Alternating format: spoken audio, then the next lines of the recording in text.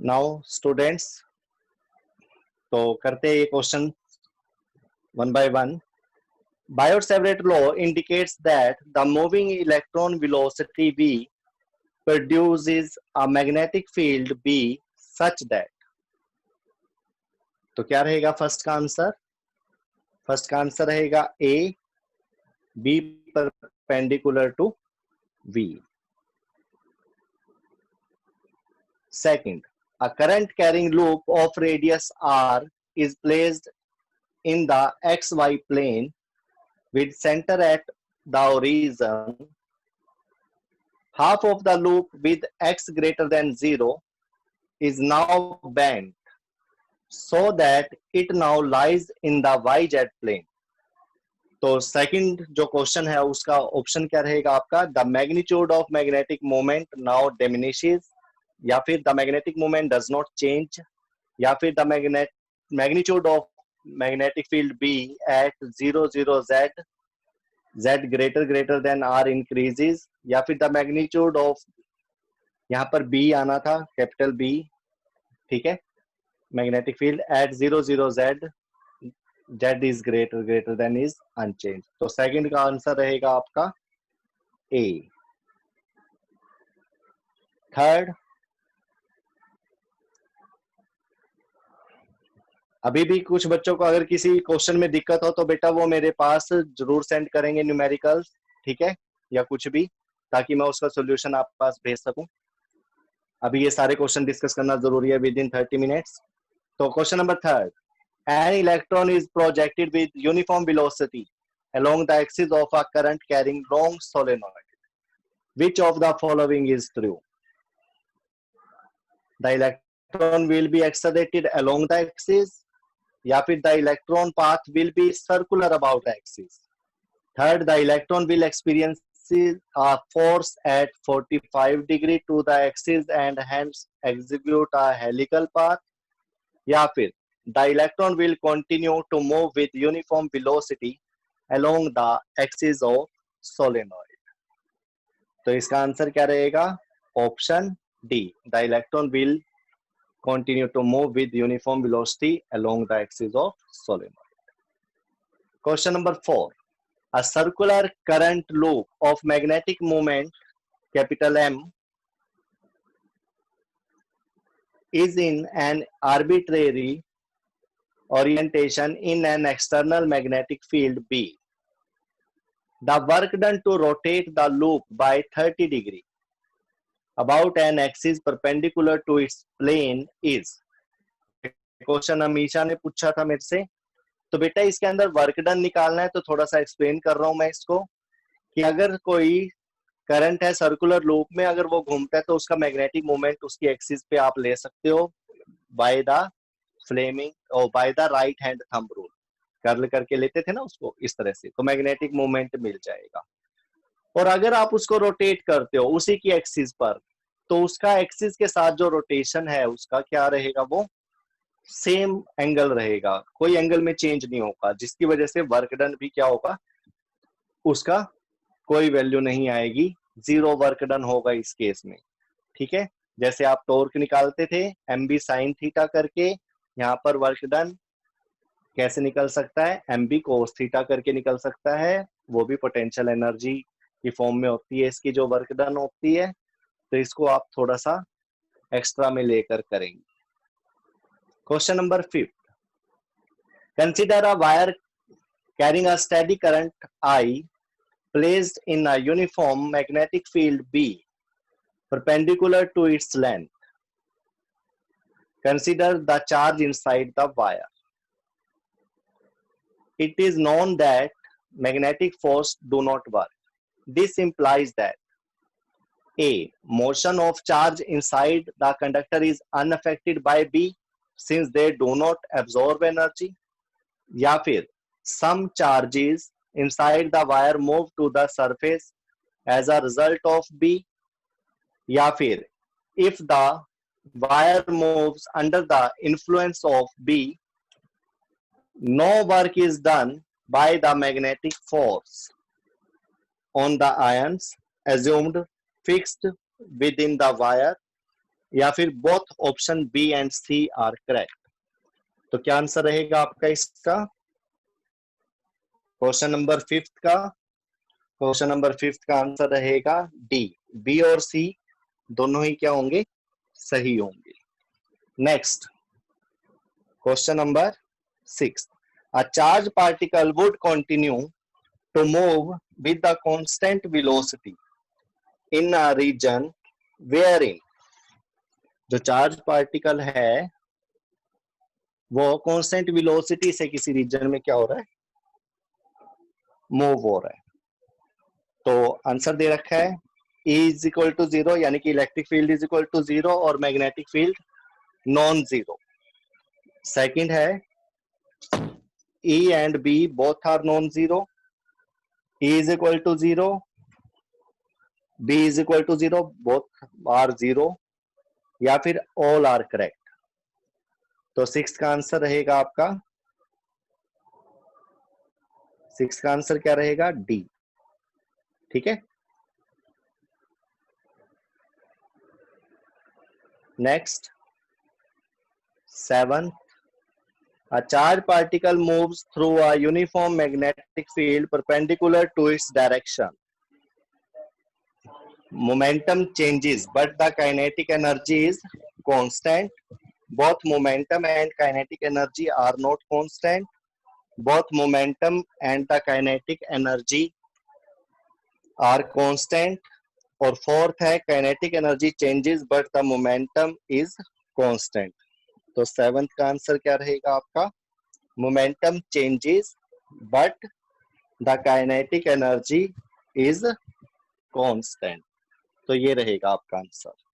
Next 8, the magnetic field due to a current carrying circular loop of radius 3 centimetre at a point on the axis at a distance of 4 centimetre from the centre is 54 micro tesla. What will be its value at the center of loop? तो आपको ये centre of loop का आता है, centre पे magnetic field निकालना। क्या formula था? Mu nought upon 4 pi 2 pi I upon R या फिर ए। ठीक है, ये फार्मूला यूज करके आप इसको निकाल सकते हो। तो एट का आंसर क्या आएगा आपका? 250 माइक्रो टेस्ला। एट का ए ऑप्शन सही रहेगा। 9th, a millivolt meter 25 millivolt range is to be converted into an ammeter of 25 ampere range. The value of necessary shunt will be, इसको आप शंट बोल दिया। शंट का मतलब क्या है? पैरेलल में रेजिस्टेंस निकालना है। तो उसकी वैल्यू आप कैसे निकाल लोगे? यस, मैंने आपको चेंज करने सिखाए थे ये सब कि आपने कैसे चेंज करना है इसको। तो 9th का आंसर क्या रहेगा? ए रहेगा। कोशिश करना है, इसको ना निकले तो आप मेरे पास इसका मैसेज कर सकते हो, इसको मैं सॉल्व करके भेज दूंगा आपके पास। Question number 10, a proton carrying 1 million electron volt. हाँ, इसकी क्वेरी आई थी मेरे पास। Kinetic energy is moving in a circular path of radius r in uniform magnetic field. What should be the energy of an alpha particle to describe a circle of same radius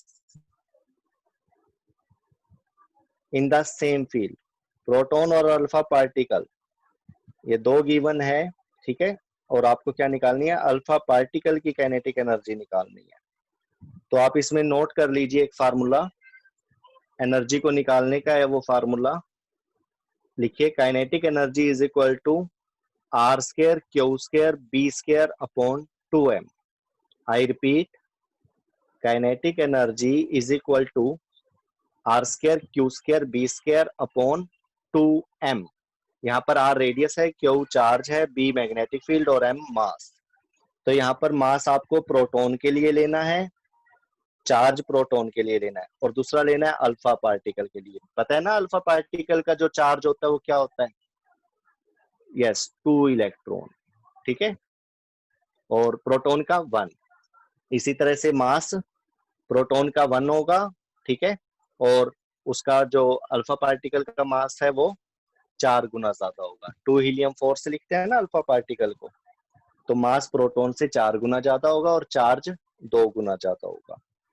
तो उसको आप use करेंगे इसके अंदर, दोनों की ratio निकाल कर देखना आप, तो आपके पास अल्फा की जो काइनेटिक एनर्जी आएगी वो 1 मिलियन इलेक्ट्रॉन वोल्ट आएगी। कितनी आएगी? 1 मिलियन इलेक्ट्रॉन वोल्ट। चलो next 11th, when a charged particle moving with velocity v is subjected to a magnetic field of induction B, the force on it is non-zero. This implies that angle between them is either 0 degree or 180 degree. Angle between them is necessarily 90 degree. Angle between them can have any value other than 90 degree. Angle between them can have any value other than 0 to 180 degree. तो इसका answer क्या रहेगा 11th का? D. Angle between them can have any value other than 0 degree and 180 degree, ठीक है। Next 12th, a square current carrying loop is suspended in a uniform magnetic field acting in the plane of the loop. If the force on one arm of loop is F, the net force on the remaining 3 arm of the loop is। Question number 12, क्या answer रहेगा? Minus F, ठीक है, 12th का B answer रहेगा। Next 13, an electron having mass m, charge q and kinetic energy E enters a uniform magnetic field B perpendicularly, then its frequency of rotation will be। तो frequency के लिए बताया था आपको, साइक्लोट्रॉन तो खत्म हो गया था, लेकिन ये रोटेशन वगैरह वगैरह तो सब कुछ ही है आपके पास। तो 13 का आंसर क्या रहेगा इसमें? बी। ये आपने रिलेशन कैलकुलेट भी कर रखा, और इन्हीं रिलेशन की हेल्प से आप क्या कर सकते हो, काइनेटिक एनर्जी भी निकाल सकते हो, जो मैंने फार्मूला आपको बताया था, ठीक है। Question number 14, a galvanometer has a coil of resistance 100 ohm and gives full scale deflection of 30 milliampere current. If it is to work as voltmeter of 30 volt range, the resistance requires to be added will be।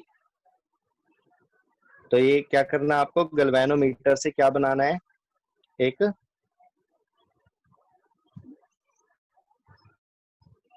Volt meter बनाना है। क्या बनाना है?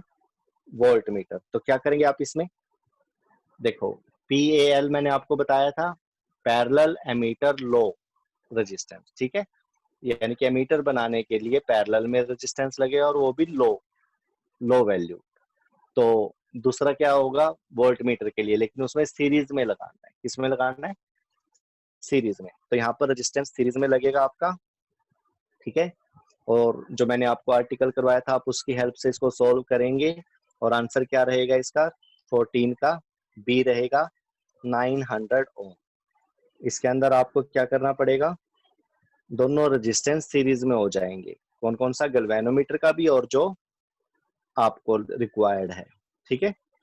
तो इस तरह से आप bye Ohm's law भी कर सकते हो इसको इजीली, और वो फार्मूला ध्यान नहीं है तो क्या लिखोगे, लो मैं बोल देता हूँ, आप नोट कर लीजिए।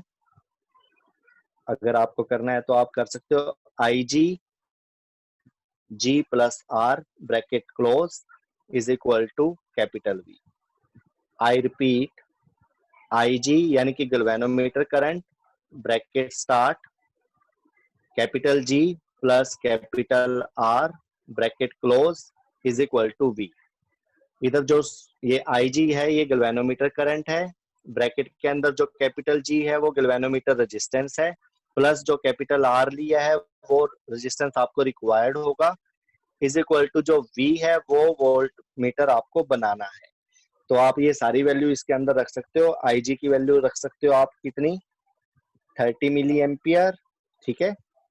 और क्या रख सकते हो, कैपिटल G की वैल्यू 100 ओम गिवन है, और क्या गिवन है, कैपिटल V की वैल्यू 30 वोल्ट गिवन है। तो R की वैल्यू आप यहाँ से निकाल लेंगे तो क्या आएगी वो आपके पास 900 ohm. Option B is correct. चलो question number 15, the resistance of an ammeter is 13 ohm and scale is graduated for a current up to 100 ampere. After an additional shunt has been connected to this ammeter, it becomes possible to measure current up to 750 ampere by this meter. The value of shunt resistance is, तो इसमें भी आप Ohm's law की help से कर सकते हो इसको भी, ठीक है, लेकिन इसके अंदर फार्मूला थोड़ा बदल जाएगा, ठीक है। तो इसका आंसर क्या रहेगा, 15 का बी, 2 ओम आंसर आएगा इसका। फिर भी कोई दिक्कत हो तो आप मेरे पास सेंड कर सकते हो इसको। Question number 16, under the influence of uniform magnetic field a charged particle is moving in a circle of radius capital R with constant speed v. The time period of motion, जो time period है वो किसके ऊपर depend करेगा, depends on both R and V, depends on V and not on R, depends on R and not on V, is independent of both R and V. तो 16 का answer क्या रहेगा, option D, option D is independent of both R and V. आप इसका formula पता है ये आपको टाइम पीरियड का, उसमें कहीं भी आर और वी नहीं आता, ठीक है। Next question number 17, a proton and an alpha particle moving with same velocity enter into a uniform magnetic field acting normal to the plane of their motion. The ratio of the radii of the circular path described by the proton and alpha particle is, radius का formula लगाकर आपको करना है ये proton और alpha particle के case में, लेकिन उसके लिए आपको चार्ज का पता होना चाहिए, इनके मास का पता होना चाहिए। आई होप आपको प्रोटॉन का पता है 1H1 लिखते हैं और अल्फा को 2 हीलियम 4। तो आप देख सकते हो उसका जो चार्ज है वो अल्फा पार्टिकल का प्रोटॉन से 2 गुना ज्यादा होता है, और जो मास है वो भी कितना, वो 4 गुना ज्यादा होता है, ठीक है। तो ये दोनों आपको अलग अलग से रेडियस की वैल्यू रखकर इसकी रेशो निकालनी है, और आंसर क्या रहेगा इसका 17 का ए 1:2 आएगा, ठीक है। काफी इंपॉर्टेंट क्वेश्चन है ये। Next question number 18, a circular coil of radius r carries an electric current.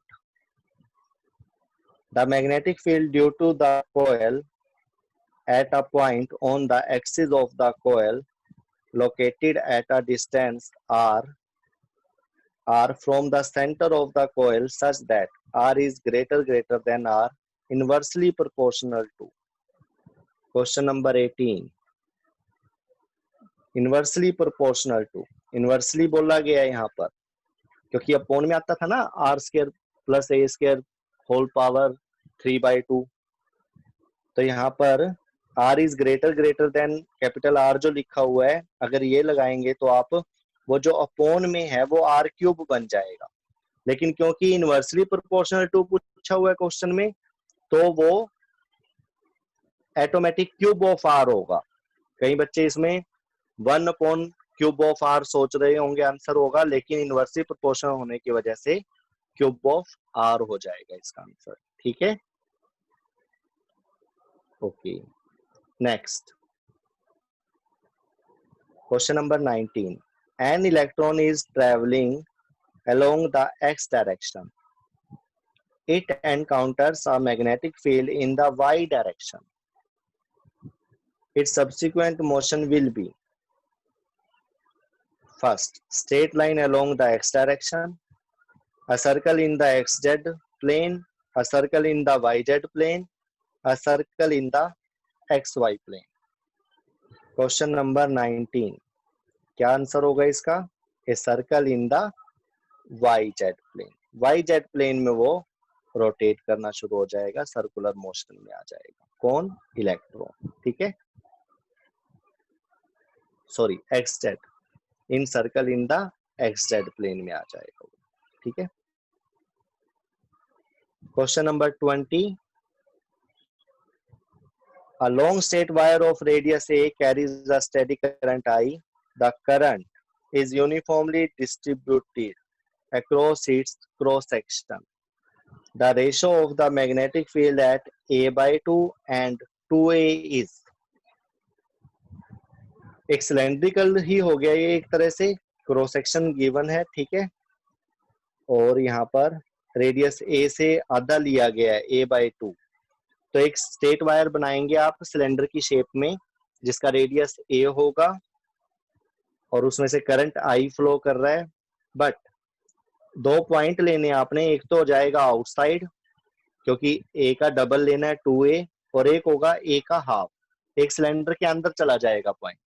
और आपने ये पढ़ भी रखा है इलेक्ट्रोस्टैटिक चैप्टर में, सॉलिड स्फीयर में, कि अगर जैसे आप कोई पॉइंट इनसाइड लेते हो तो वहां पर चार्ज की वैल्यू कम हो जाती थी। पूरे स्फीयर पे जो चार्ज होता था वो अंदर अगर कोई पॉइंट लेंगे तो उस पे चार्ज की वैल्यू कम हो जाती थी। ऐसे ही इसके अंदर भी क्या होगा, रेडियस ए है और a by 2, अगर आप रेडियस लेकर वायर को लेते हो तो क्या हो जाएगा, करंट की वैल्यू कम हो जाएगी। यहाँ पर क्या हो जाएगी, करंट की वैल्यू कम हो जाएगी।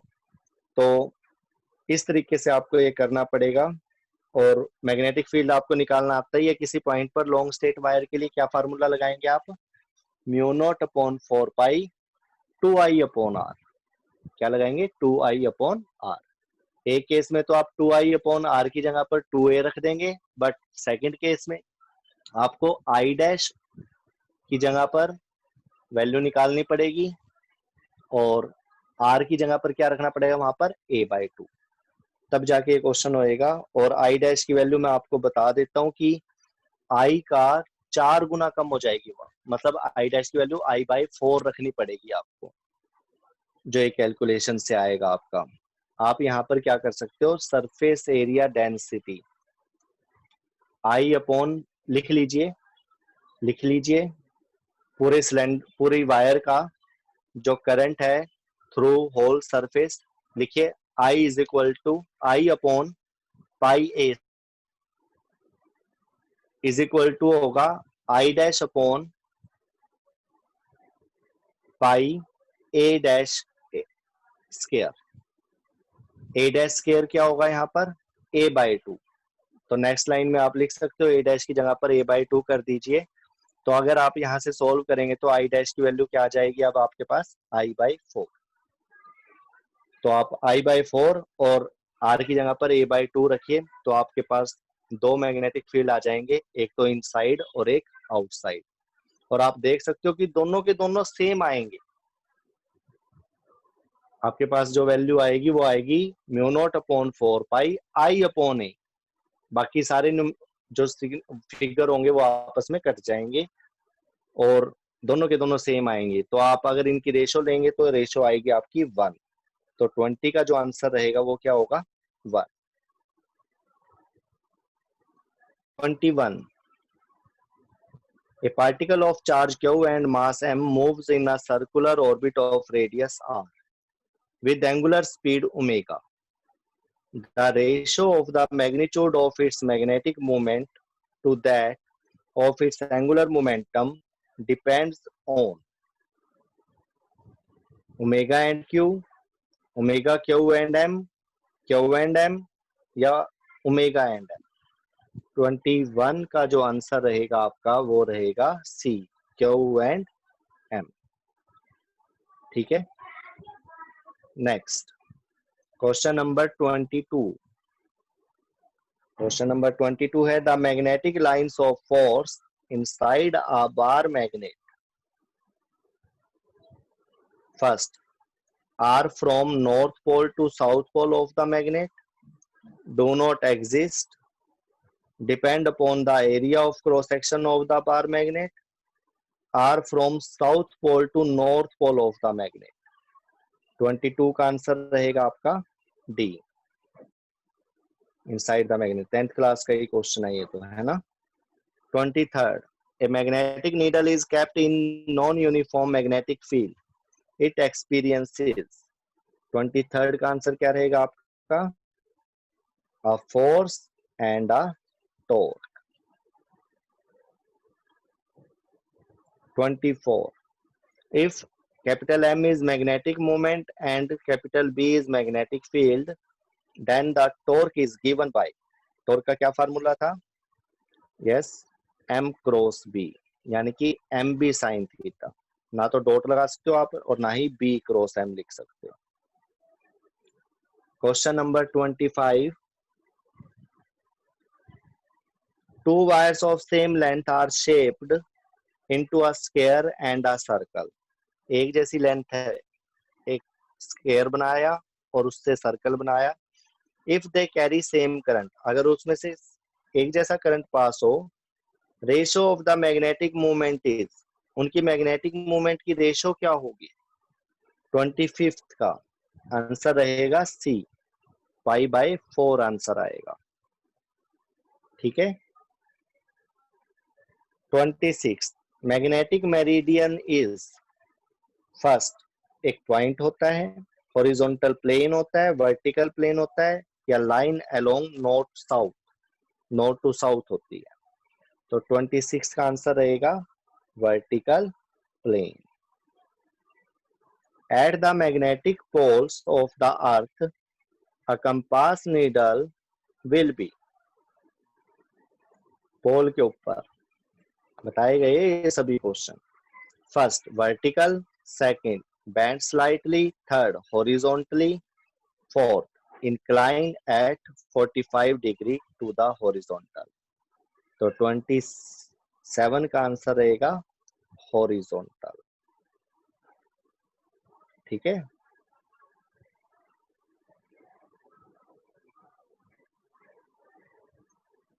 Next, horizontal and vertical component of earth magnetic field are equal, then angle of dip is, 28 का आंसर क्या रहेगा आपका, बी, 45 डिग्री पर। ये तो पाइथागोरस में भी है कि बेस और परपेंडिकुलर सेम कब होंगे, जब उनके बीच का एंगल 45 डिग्री होगा। 29, a magnet can be completely demagnetized by, first breaking the magnet into small pieces, या फिर heating it slightly, third dropping it into ice cold water, या फिर a reverse field of appropriate strength। तो 29 का answer क्या रहेगा, completely demagnetise करने के लिए। देखो heating it slightly, heating is slightly नहीं, यहाँ पर तो हीटिंग बहुत ज्यादा होनी चाहिए। तो फोर्थ ऑप्शन देखिए, रिवर्स फील्ड, रिवर्स फील्ड देकर, हिस्टेरेसिस आपने पढ़ा था उसमें आपने देखा था ये कि रिवर्स करके आप उसका जीरो करते थे, रेटेंटिविटी और कोएर्सिविटी पढ़े थे आपने। Question number 30, which of the following statements is not correct about the magnetic field? Magnetic lines of force do not cut each other. Inside the magnet, the lines go from north to south pole of the magnet. The magnet lines form a closed loop. Tangent to the magnetic lines give the direction of magnetic field. Question number 30. तो सारी बातें सही है इसमें सिवाय second के। Second में south to north जाती है, ठीक है, इसमें नॉर्थ टू साउथ लिखा हुआ है 30 में। तो बी ऑप्शन क्या रहेगा इसमें, आंसर रहेगा आपका ठीक आंसर, लेकिन वो बात गलत है, ठीक है। 31, if an ammeter is to be used in place of a voltmeter, then we must connect with the ammeter.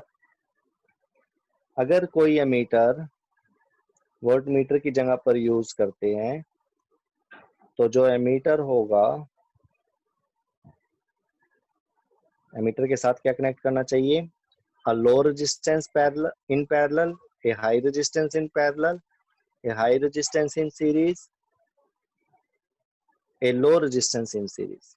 Ammeter से वोल्ट मीटर कह रहा है बनाने के लिए क्या करना होगा? 31st में, 31st का आंसर क्या होगा?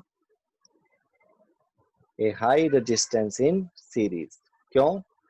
क्योंकि वोल्ट मीटर का जो रेजिस्टेंस है वो हाई होता है और एमीटर का जो रेजिस्टेंस है वो क्या होता है? लो।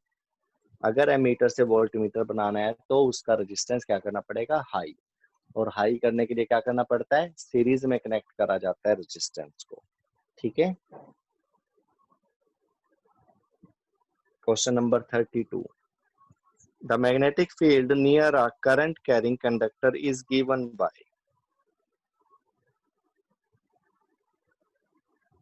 आता है इसका आंसर? यस, बायोट-सेवरेट लॉ से। कौन से लॉ से? बायोट-सेवरेट लॉ से।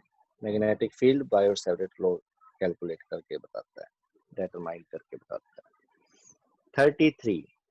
A circular current carrying coil has radius r. The distance from the center of the coil on the axis of the coil where the magnetic induction is 1/8 of its value at the center of the coil is। 33 का answer क्या रहेगा आपका? √3r। √3r।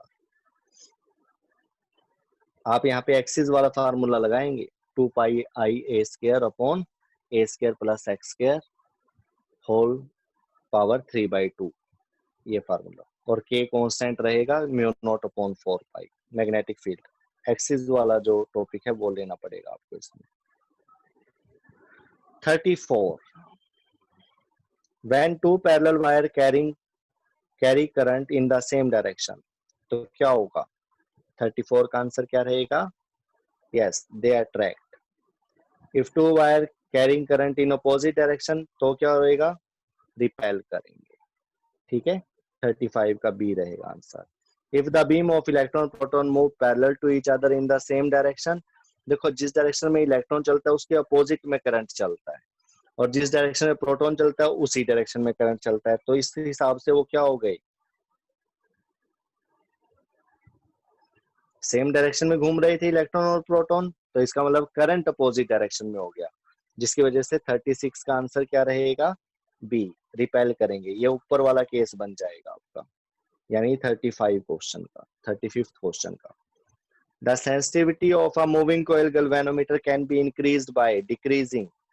कैसे उसकी sensitivity को increase किया जा सकता है? 37 का answer D, restoring couple per unit twist of suspension करके। ठीक है। Next, a moving coil galvanometer has a coil of effective area A and number of turns n। The magnetic field B is radial। Radial का मतलब 90 degree पर magnetic field लगता है। ठीक है, उसके ऊपर, कोयल के ऊपर। If a current I is passed through the coil, the torque acting on the coil, torque की वैल्यू क्या होगी? ये तो फार्मूला आपको आता ही होगा, NIBA। ठीक है। तो क्वेश्चन नंबर 38 का आंसर क्या रहेगा आपका? C. Next, a galvanometer coil has a resistance of 15 ohm and gives full scale deflection for a current of 4 milliampere। To convert it into an ammeter of range 0 to 6 ampere, ये भी आपको सिखाए गए थे 39 में। क्या रहेगा इसका आंसर 39 का?